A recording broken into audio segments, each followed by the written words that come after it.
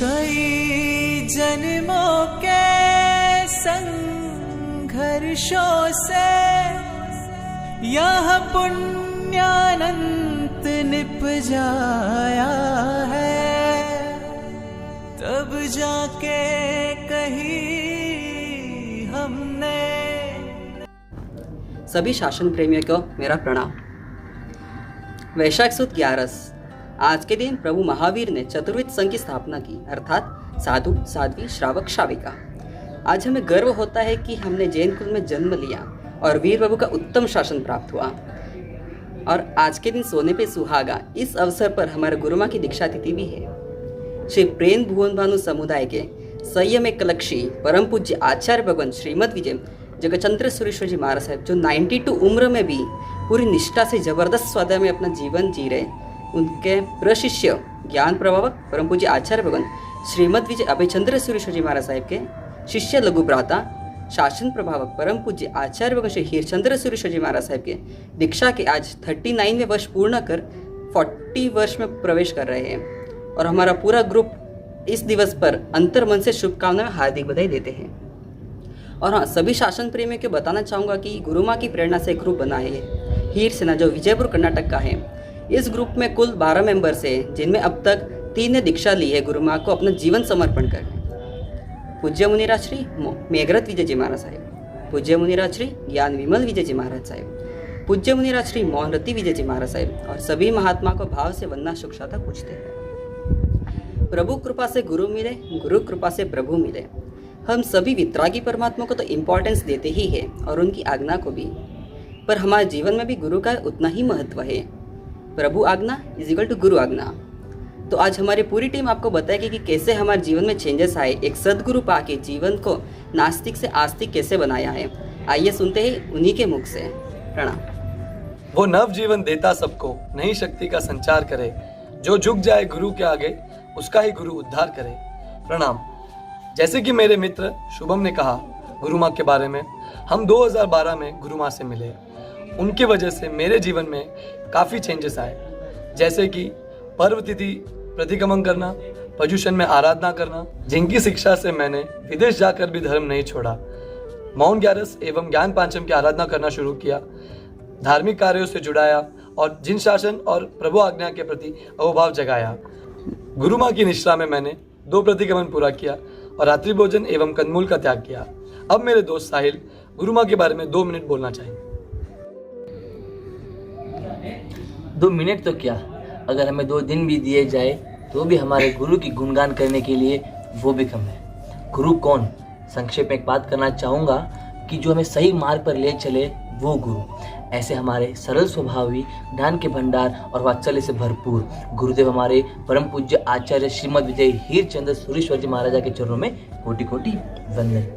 हम जैसे बच्चे जो क्रिकेट के मैदान पर पूरा दिन बिताते थे, हमारे गुरुदेव ने हमारी क्रिकेट की लालसा कब उपास्य से जोड़ दी हमें पता ही नहीं चला। वर्ष 2012 में जब गुरु माँ यहाँ बीजापुर में चौमासा करने के लिए पधारे थे, तब मेरा और गुरु माँ का परिचय हुआ, पर तब मुझे पता नहीं था कि यह संबंध इतना गहरा और आगे बढ़ेगा। पहली शिविर भी मैंने गुरु माँ की निष्ठा में ही की थी और वही मेरे जिन शासन और धर्म के प्रति और भी लगाव बढ़ा। मुझे याद आता है कि एक बार जब हमें एक दूसरी जगह पर पर्युषण करवाने का लाभ मिला, तब एक मुझे विचार आया था उस समय, अगर गुरु माँ 2012 में नहीं आते और हमें इतनी मेहनत से हमें नहीं पढ़ाते तो उस वहाँ पे जाने के लिए हम काबिल नहीं बन पाते। रात को जब हम गुरु माँ के पास स्वाध्याय करने जाते थे, तब उस समय गुरु माँ की ओली चल रही थी। उनकी कड़ी तपस्या के बावजूद भी गुरु माँ अपनी नींद को त्याग कर हमें स्वाध्याय करवाते थे और जिन शासन के अच्छे प्रसंग हमें सुनाते थे। और उनके पिताजी महाराज श्री निर्मोल चंद्र विजय जी महाराज साहब, जिनको हम प्यार से बाबा महाराज कहते थे, वो भी हमें अच्छी अच्छी कहानियाँ सुना के हमें प्रेरित करते थे। अंतिम में मैं मेरे गुरु माँ के लिए 4 पंक्तियाँ कहना चाहूँगा। 7 समंदर की मसी करूँ, लेखन सब बन रहाए, धरती सब कागज करूँ, गुरु गुण लिखा न चाहे। इसका अर्थ, अगर आप 7 समंदर को अगर स्याही में यानी इंक में कन्वर्ट कर दो और अगर आप सभी वन के लकड़ों को पेंसिल में कन्वर्ट कर दो और पूरी धरती को कागज़ में कन्वर्ट कर दो, फिर भी मैं मेरी गुरु माँ की गुण उसमें लिख नहीं पाऊंगा। ऐसे महान है हमारे गुरुदेव। प्रणाम। गुरु गोविंद दोहु कड़े काके लागू पाए, बलिहारी गुरु आपने जिन्हें गोविंद दियो बताए। इसमें यह कहा गया है कि अगर प्रभु और गुरु दोनों हमारे सामने साथ में हो तो पहले हम गुरु के चरण स्पर्श करेंगे। क्यों? क्योंकि उन्होंने हमको प्रभु की राह दिखाई है। प्रभु कौन है उनकी पहचान ही गुरु ने दिखाई है। तो मेरे जीवन में भी कुछ ऐसा ही है।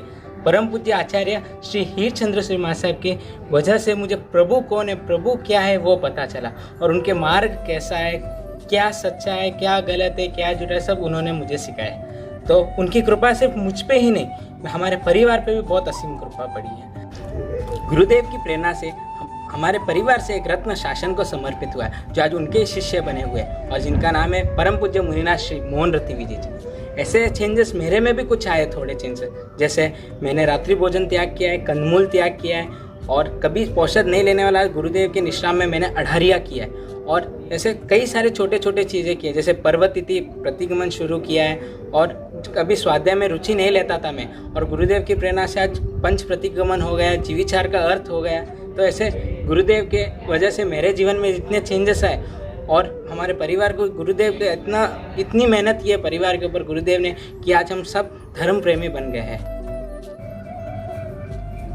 गुरु हीरचंद्र सुरेश्वर जी साहिब जी ही पहले ऐसे साहिब जी है जिनसे मैं परिचित हुआ, जिन्होंने मेरा मार्गदर्शन धर्म की ओर किया, जिससे मेरी जीवन शैली में कई बदलाव आए। जैसे कि पिछले 7 साल से घर से दूर रहते हुए भी मैंने धर्म की कड़ी निष्ठा से पालन किया, और उनकी ही असीम कृपा से विदेश में जाकर भी भगवान की सेवा पूजा एवं कंदमूल का त्याग किया।